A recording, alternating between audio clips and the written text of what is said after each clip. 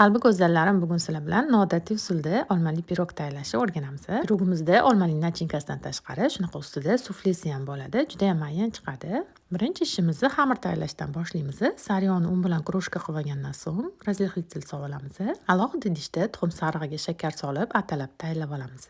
So'ng krushkali massamizni solib, xamir qilib olamiz. Ko'rayotganingizdek, xamirimiz ham krushka sifat bo'ladi. Xuddi shunaqa holatda bo'lishi kerak.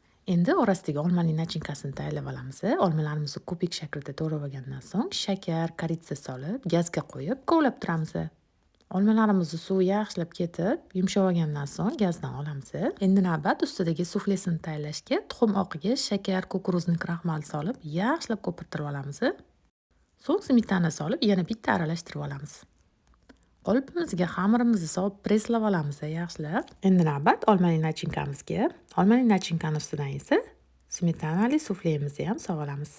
Eng oxirida esa xamirimizdan ozgina olib qolgan krushkamizni sepib olamiz va qizigan duxovkada usti tillarang bo'lguncha pishirib olamiz.